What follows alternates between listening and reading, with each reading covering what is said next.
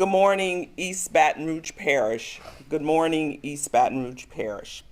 I wanted to provide an update to our community regarding the impacts of Hurricane Francine.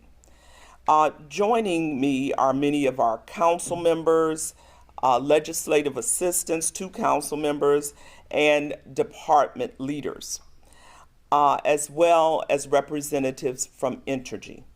This week, we activated our Emergency Operations Center here at the Mayor's Office of Homeland Security and Emergency Preparedness, where 35 agencies came together to coordinate our response to this storm.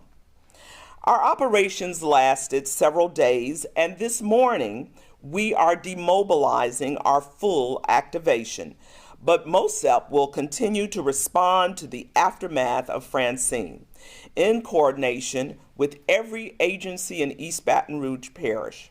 There are still many hazards in our community due to this storm, particularly on our roads.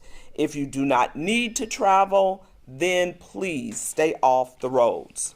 Overnight, 45 trees, I am told now, fell on our roads, and thousands of residents are still without power.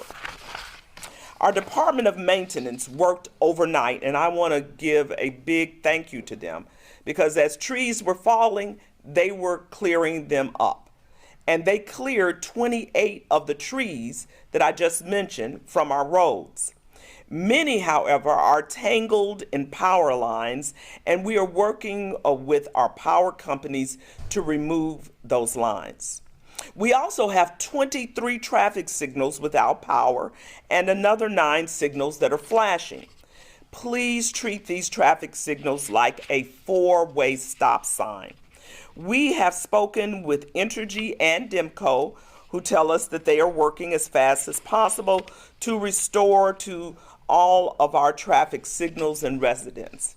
St. Vincent de Paul and Salvation Army are still operating emergency shelters. We will continue to monitor the power outages and expand shelter capacity if there is a need. If you need assistance, remember to call 311 to report downed trees. Call Entergy or DEMCO to report power outages. Call 211 for social services. And for all emergencies, call 911. East Baton Rouge Parish was largely spared the greatest impacts of this storm, and for this we are extremely grateful.